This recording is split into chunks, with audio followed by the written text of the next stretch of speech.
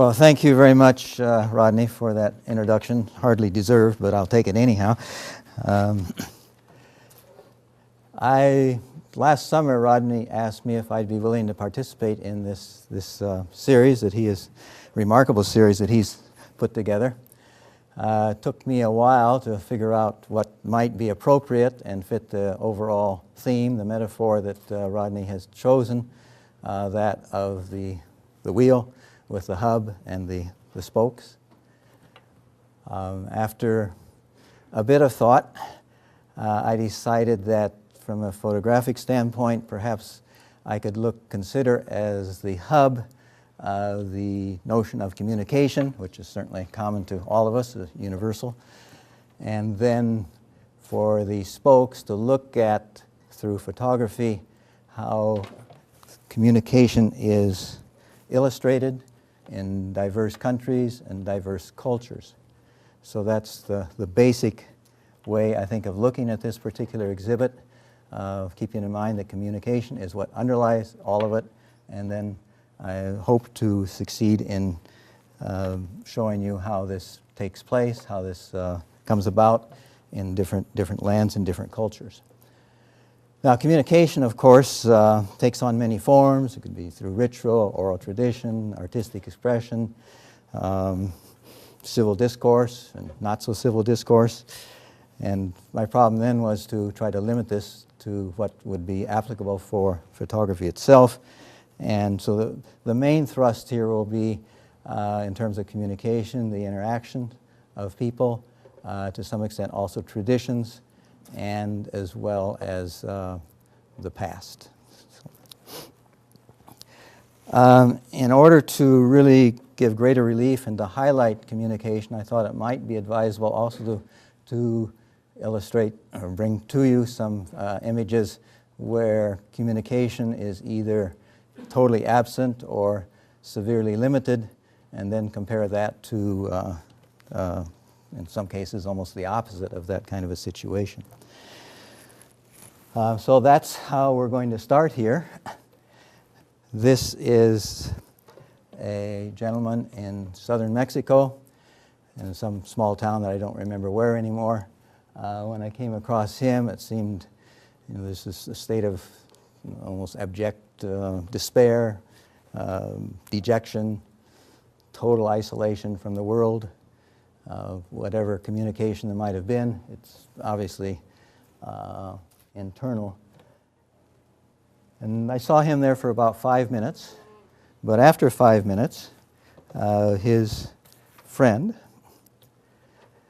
came, sat with him, and it was almost like there was some vital fluid ingested into the person on the right, who was the one that you saw previously, and they then engaged in this incredible conversation that went on probably for at least a half hour.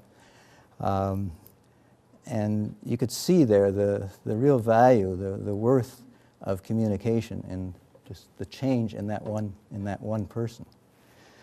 As I mentioned, that conversation continued for a long time. They were totally so absorbed they didn't notice me at all as I was photographing. And this seemed to be pretty serious stuff. Michael O'Rourke, who was here a minute ago, he's certainly one of my heroes and a brilliant student of philosophy and a philosopher. But in terms of philosophers, he really doesn't hold a candle to these two guys. This is, I was so busy photographing that I didn't really pick up much on the conversation, but it seemed to me on occasion I'd hear Schopenhauer, Nietzsche, and so forth. So.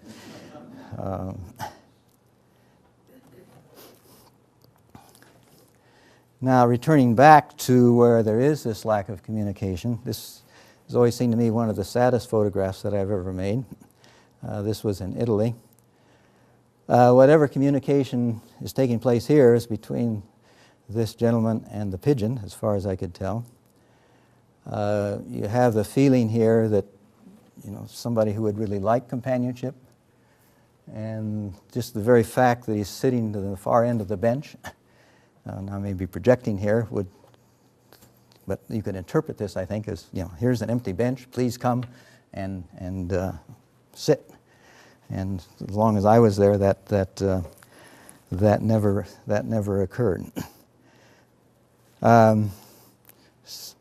So again, this pretty profound lack of communication, I think, is something that is sad to say the least. And,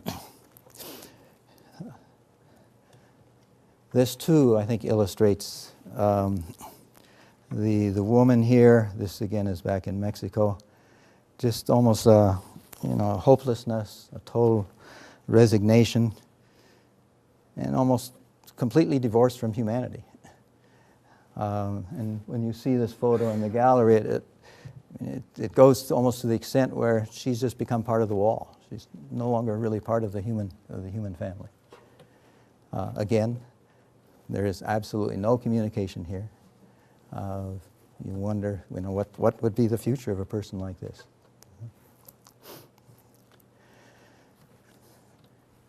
And finally, this is the mango, vendedor de mangos, the seller of mangoes. This was in Cuba, in the UNESCO historic town of Trinidad in Cuba.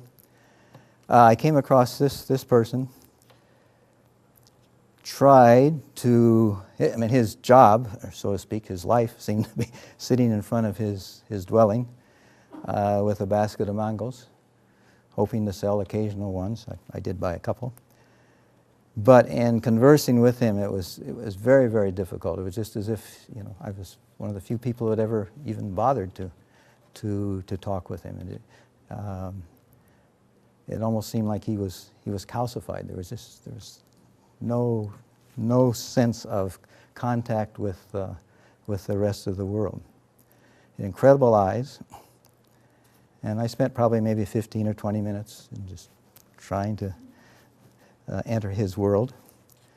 He did allow me to, I asked him if I could photograph, he's sitting right in front of his dwelling, if I could photograph inside. And I think you can see from this, one, why he'd be sitting outside. Two, he obviously wouldn't have many dinner guests in this room, with only one chair in particular. So what again you see here is when there is no communication, which is fundamental to all of us. These are the results. Another part of his room where he lived there. Well, on a more positive note, we have these gentlemen. This is in Cinque Terre in Italy, where there is to some extent a lot of communication. This is a scene where, and this always has struck me, it'd be very rare where we'd see something like this in the United States, where a group of men, I'm sure they're out there every day, getting together, talking. What it did remind me of, something that we do have here, in fact, at the University of Idaho, this seemed very much like some faculty departmental meetings. In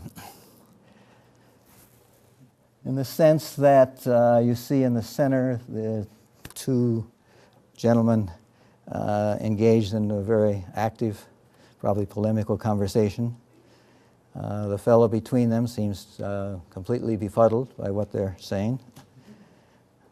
The two to our right here, you have the impression, as often in faculty meetings, they've heard all of this before, and are not particularly interested in what the rest of the conversation. The two at the end, I've always liked to think of them as trying to recall what their wives told them to pick up at rose hours before they went home. And then we have this poor fellow, the second from the end down there. This was a beautiful day. Obviously, he'd been out for a great run and had to come back in and listen to all of this. So I say there is a parallel there, and for you faculty members, you can think back on your own, or think of your own faculty and try to place individual members there. Assign them to different people here. It could be rather interesting.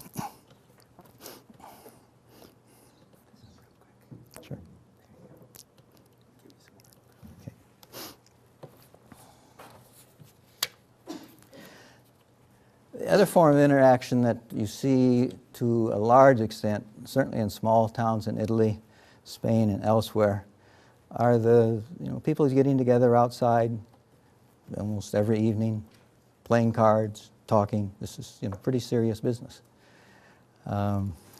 Especially like the attitude of the woman there. Couldn't tell whether she was criticizing how they were playing the hands or just the gathering in general. But this is something that's almost a ritual in the small towns. Again, something that is very diverse from what we have here.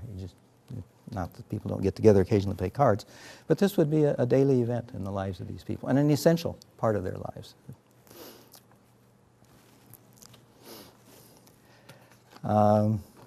Again, another town, same sort of thing.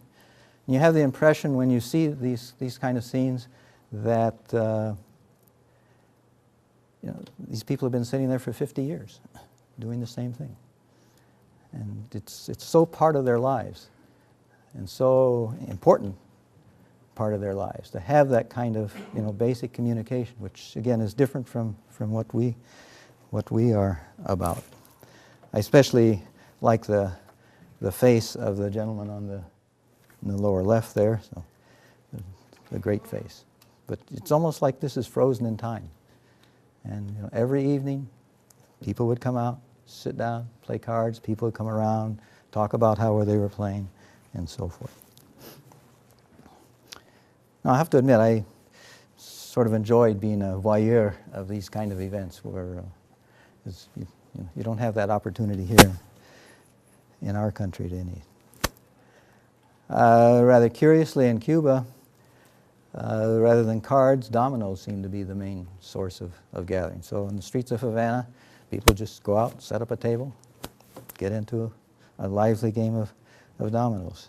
And with the same kind of interest and the same kind of passion that you would see in the card games in Italy and elsewhere.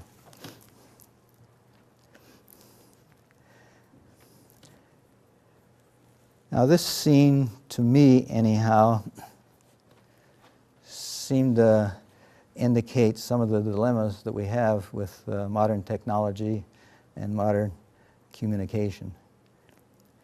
Where this is clearly a family. They're sitting here outside the Uffizi Gallery in Florence. And you see two things going on simultaneously here.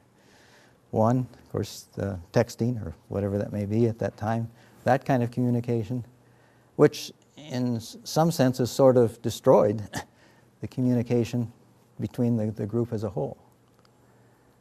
And technology has certainly brought us wonderful opportunities for different ways of communicating, but there's a certain irony here that I feel anyhow, that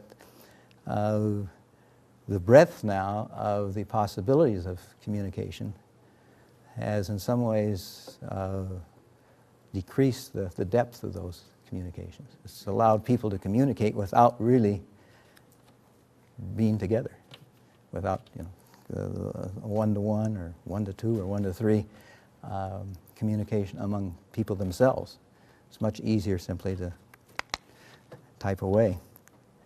And it's sort of summed up in this, for me anyhow, summed up in this particular photograph, where you sort of have the old to your right and the new to the left, and there's a real dichotomy there, a real distinction.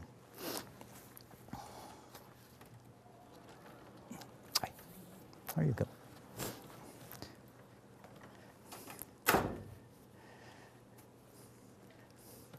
Here, I tried to communicate what this woman conveys.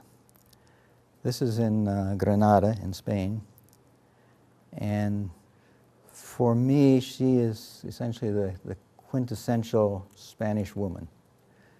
You can fantasize or idealize, the dark, mysterious, almost out of this world. I would hope that this photograph, which is almost taken by accident actually,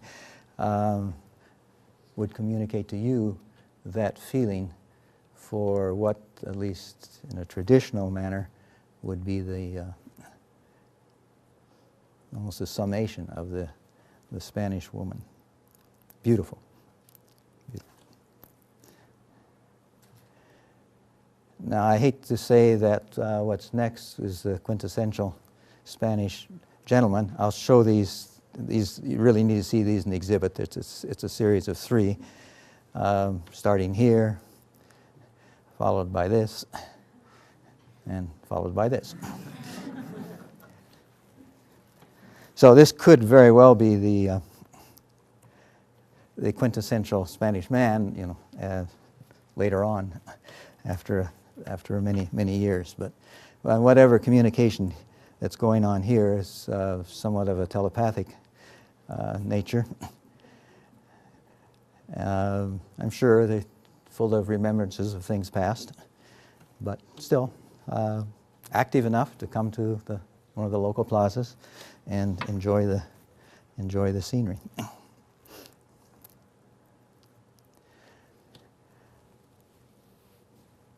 These 3 gentlemen were in the Basque country of Spain, and again, to me, it emphasized people coming together informally, taking the time to get on the local bench and talk.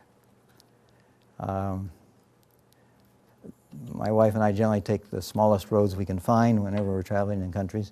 And just driving along, I happened to see these 3 gentlemen there, stopped, went over and talked to them for a while. Normally, when I photograph, I try to do it so people don't know that they're being photographed, because once you say, "Okay, can I take your picture?" you get the very stilted results. But these men were, we certainly established a sense of ease between us, so that I hope this conveys to you this kind of a situation where people really want to get together. They've got something to talk about, probably very little, but they take the time to do it. It's not quite as we do in our day today. Well, I mentioned too that I would hope that through the photography communicate traditions as well. In Spain is often almost defined by the bullfight, the totem. And when I say that, I'm definitely, I think, referring more to the old Spain, traditional Spain. And for us, bullfighting is totally alien, and in many ways not something that one understand or two would approve of. But for the Spanish, certainly in the greater part of the last century, this was perhaps the essence of the country. One of my favorite poets, Garcia Lorca, when referring to the corridas, or the bullfights, for him, it was, as he's put it, the last serious thing. And he viewed the fights as essentially a religious drama, where in the same way, and I'm quoting now, in the same way as a mass, a god is adored and sacrificed. And for him, the bull represented the god. And for many, the bullfight was considered as again I'm quoting, as a genuinely profound art form which deals with mortality and humanity, man's relationship to nature, and the unavoidable fact that death comes at the end. One can come up with many different interpretations or symbols for the bullfights. Sort of the blind animal instincts versus man's strategy and intelligence. Some would ascribe to it a sexual meeting, in that the torero, the bullfighter, was dressed in the fancy regalia. At first is sort of a feminine figure, and then as the fight proceeds, the role, and the bull, of course, is a masculine figure. As the fight proceeds, these roles then become interchanged, and with the end of the fight, the penetration of the sword then would be, of course, the masculine aspect.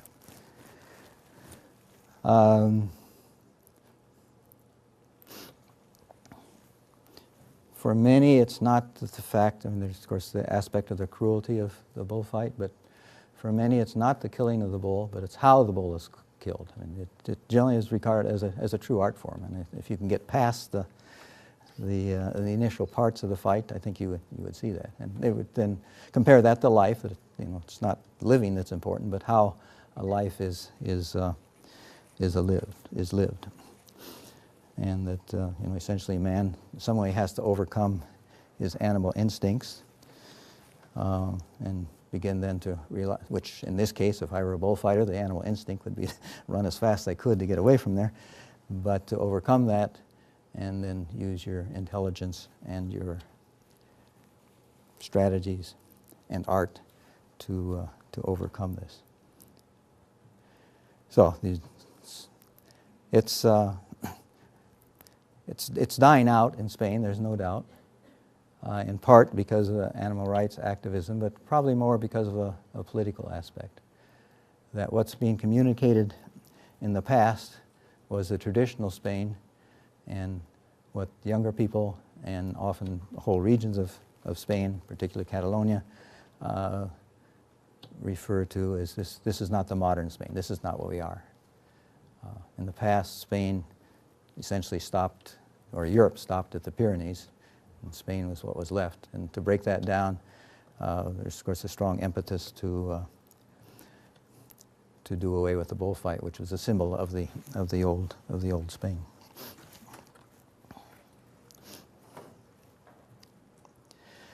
For these next three images, it would be much better that Rodney spoke about them. As Rodney mentioned, I was very fortunate many years ago to be a part of an extraordinary museum, traveling museum exhibit, Sacred Encounters, which it opened in the Museum of the Rockies in Montana. I think on opening day they had, as I recall, 5,000 to 10,000 people there. The theme of this, which was developed by a professor at WSU, Jackie Peterson, who raised well over $5 million to put this together. The theme, the Sacred Encounters, was the encounter of the Jesuits and the Indians, the particular Salish and the Coeur d'Alene Indians, and the good, the bad, how all of that developed. My small role in that exhibit, which, by the way, I would strongly recommend you see. It's at the Cataldo Mission near Wallace. This was such an incredible display that when it ended its tour, I think it was toured for maybe 2 or 3 years, in particular the Magnuson family and others contributed a lot to make it a permanent, at least part of it, as a permanent exhibit, which is, as I say, currently at the Cataldo Mission. It's room after room, far larger than this whole the whole space from there, way down there, of incredible stories, very, very interesting. My minor role was, which I enjoyed very much, was to photograph a number of the Indian elders, both in Montana and here in Idaho. This woman here, Louise Salish, and I'm not really a portrait photographer, but what I tried to do was go over and meet with the elders, talk with them for an hour without taking the camera at all, and then go back at a later time to photograph.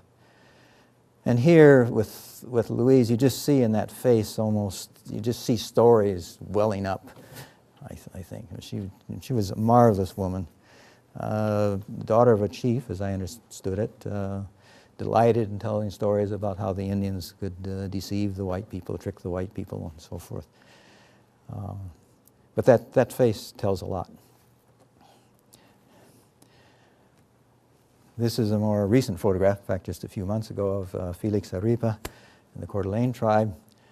Rodney can correct me here, but I think it's just he and one other elder woman are the last two that are really fluent in the language of the Coeur d'Alenes. They're trying to do what they can to save it. It's obviously a very important aspect of communication. Once languages are lost, a lot more than just a language is lost. But Felix is just one story after another. You know, so many of us, or so many people do have sort of the idea of the stoic Indian, reserved and so forth. But for those of you who had any contact, and fortunately I've been fortunate in the past to have quite a bit of contact with a couple of the tribes, it's just the opposite. These people are wonderful storytellers, a tremendous sense of humor, great people. This is just long since deceased, but you see in here a different kind of communication. This is somehow a transcendental communication, a communication that's, you know, we're not a part of. This is beyond us, but it's powerful. And here is again where, you know, as a photographer, I hope that the image will portray that. And to me, that's one of the great aspects of photography, that you can capture these particular moments. And I never tire of looking at this particular photograph.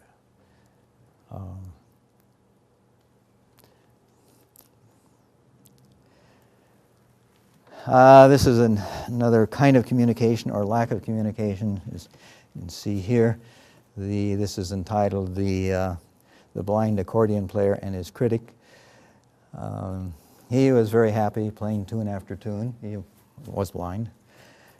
She, and I don't know what relationship she has with him, if any, but she was obviously very upset about his playing, and I think was hoping he'd at least play something else, or perhaps play better. She didn't seem to have any direct communication with him, but the indirect communication is pretty obvious here.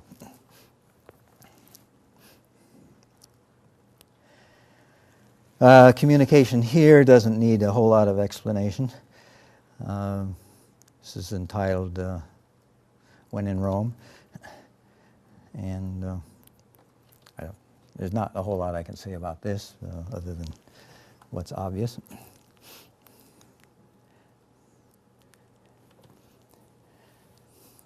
This too is, for me anyhow, where photography does have a pretty substantial contribution to, again, focusing on communication between these two gentlemen.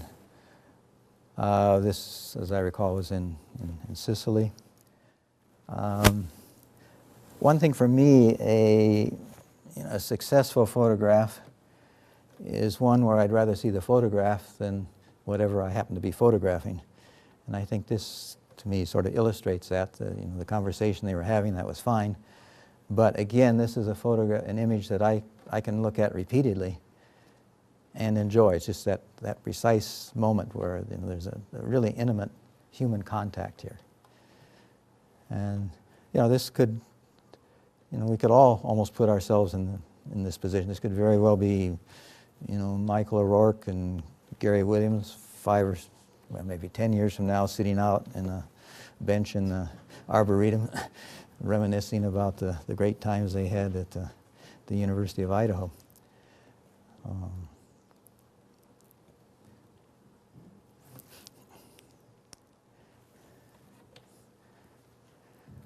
First time I came upon this, I was just sort of stunned.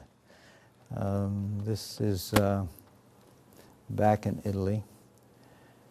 And, it speaks to really our inhumanity, or, the failures of civilization, that scenes like this are there.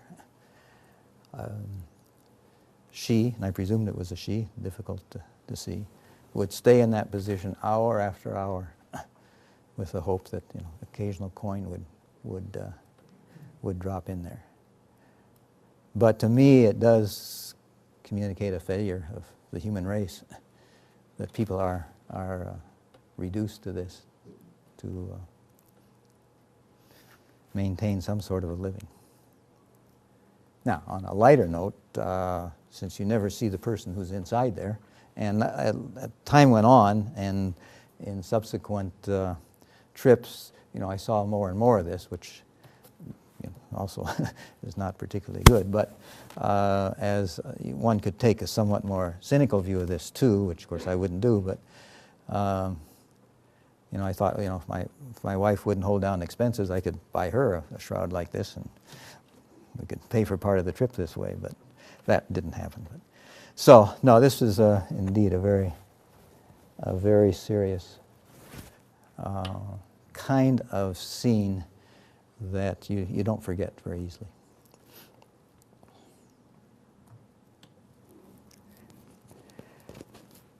For the last image, I wanted to show you that you don't have to have people to convey communication.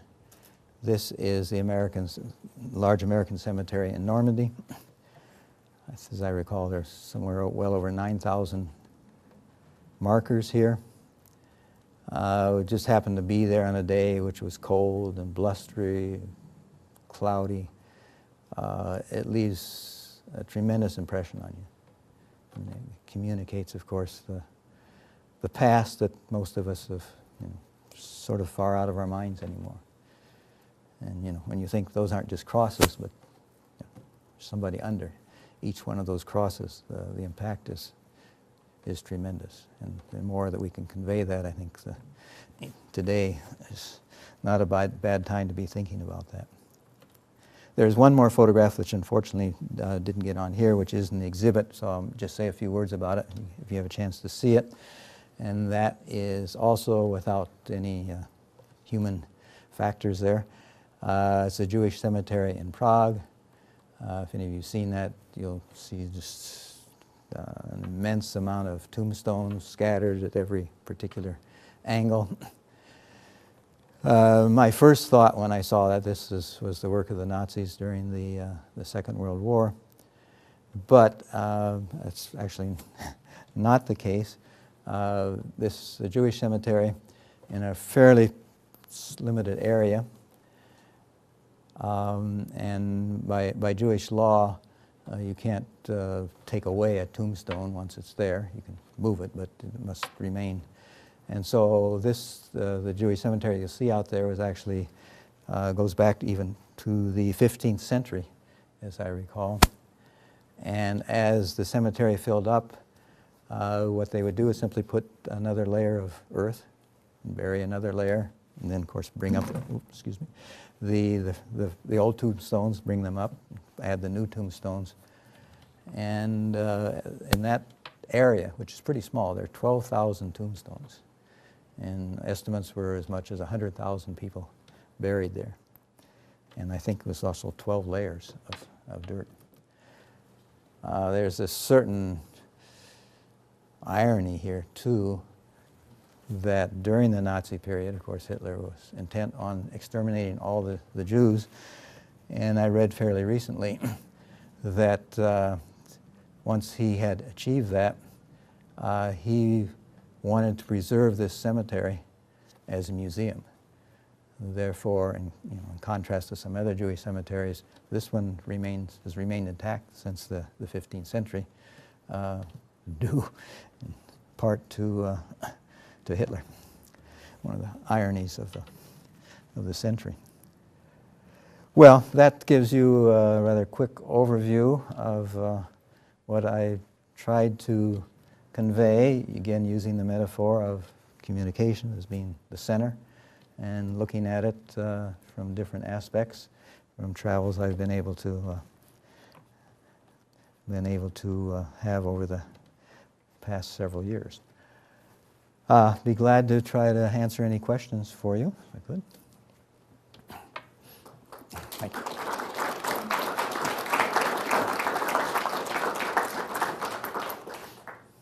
Comments? Or? Yes?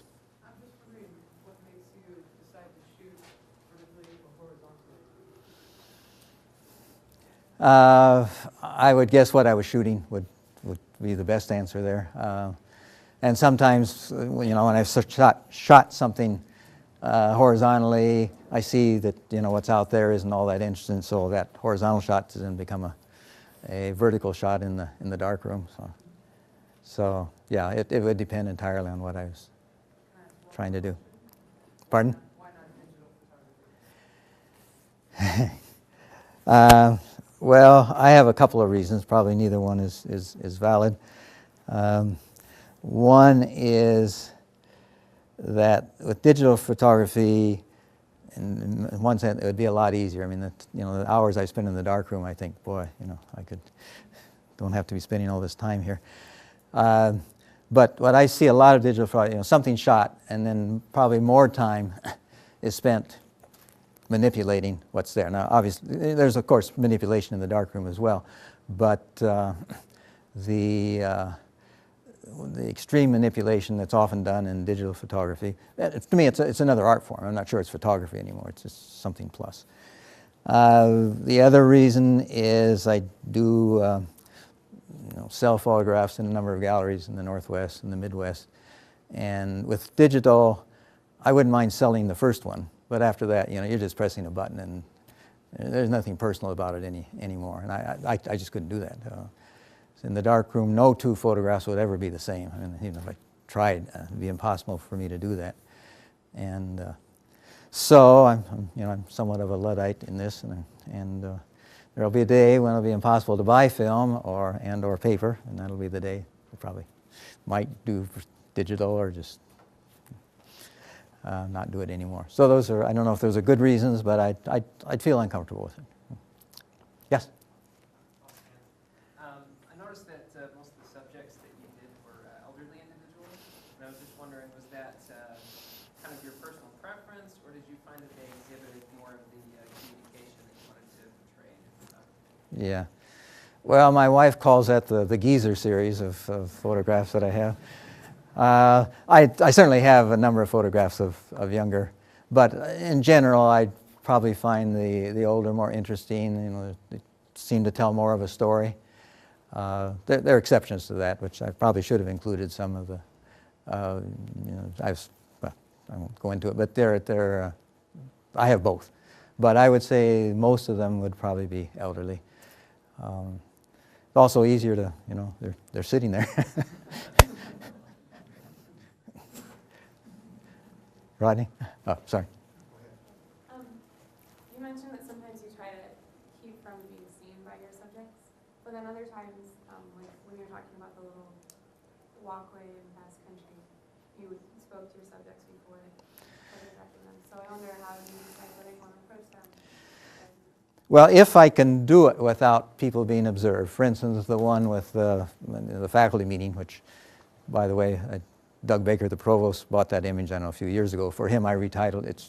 Currently it's titled Afternoon Seminar in Cinque Terre. For him, I retitled it Dean's Council, which he thought was more appropriate. Now there, I was sitting across from them, and I just sat there for a long period of time. So eventually I just became part of the scenery, and that allowed me then to photograph them without them knowing, which I much prefer. With the three Basque gentlemen there was no way. I just parked the car, come out of the car, what am I going to do? So I thought, well, the only possibility here would be to engage them in conversation and then see how it goes. And I was lucky. A lot of times when that happens, it's people are sitting there with some sort of a smile or no smile or looking off or whatever. So but preference would be for me to photograph when they're not being photographed. For the Indian, the Louise and Felix, those were both posed in the sense that actually my wife would often accompany me, and she would be talking to them while I would be photographing. So it wasn't, just don't look at me, but they'd be after a while engaged in the conversation. Justine, the Coeur d'Alene elder, she was actually in a dance, at an event they hold every year at the Cataldo Mission, where they recreate a part of the history. And she was just, you know, I mean, I could tell when she was dancing, she was in a different world at that time. So, and she, of course, didn't know she was being photographed. So it's a mixture, but you generally have more success with people not knowing. Because you want to capture them naturally. Yeah, right, exactly. Yeah, Michael. I'm curious if you notice connections between your life as a mathematician and your life as a musician and your life as a photographer. The aesthetic that kind of emerges from your photographs is influenced in deep ways by your training as a mathematician or by your work as a clarinet player.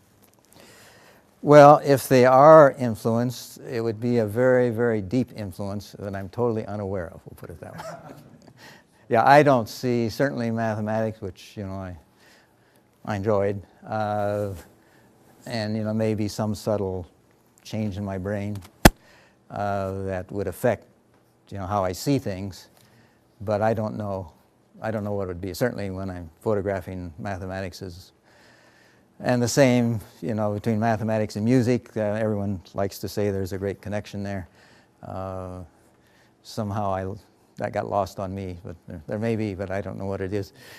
And music and photography, again, I mean, it could be. I mean, there's certainly a rhythm to photographs as there is to music. And, you know, there's composition of music, composition of photographs. So it could be there, but I'm not conscious of it to be. I'd like to say I was. That would be good, but yeah.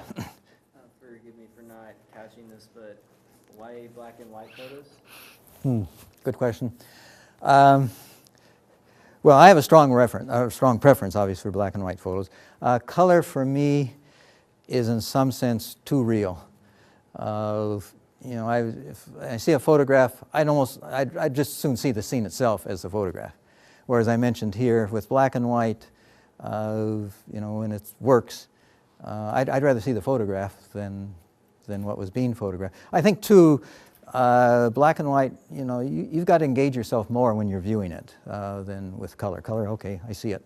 Black and white, somehow, again, for me, and presumably for some other people, I mean, you've really got to look at the photograph. And, you know, it's got to become more of a part of you than would color. Not to say that, you know, there are tremendous color photographs there and tremendous photographers, color photographers as well. And there are a lot of scenes where I know, you know, this isn't going to work in black and white. It would be great for color, but I've so far avoided temptation. Yes? Another technical question. How did you digitize your film? I didn't. I have, and I should have thanked him. Well, I should thank two people. Yeah, no, I have Joe Pollen in the photographic service. Every so often I bring him a bunch. He then, you know, we put him on the wall without the glass. He just shoots the photograph essentially, and then that's how they go. I don't do any of that. I'd be totally incapable of doing any of that. So that's how they came here.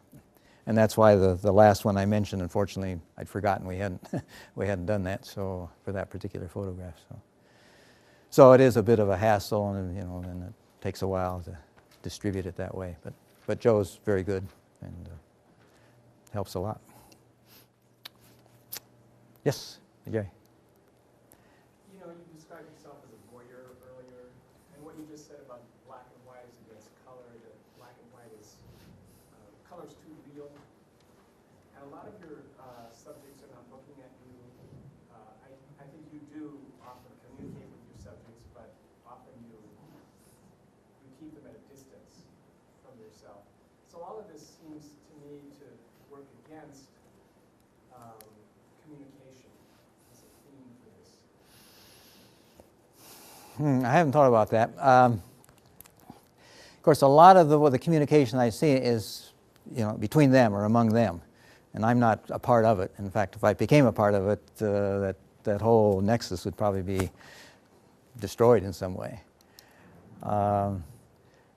There's certainly, and if I were a portrait photographer, there would be a tendency, I'm sure, to have more direct, they're obviously looking at the camera, but it's me and you, and we're connecting in that way. But for most of these scenes, I don't see that the fact they're not paying attention to me would help any, and I think in most cases it would probably be detrimental to it. But I mean, that's an interesting point you're raising. Other questions? Thank you, Bill. Thank you.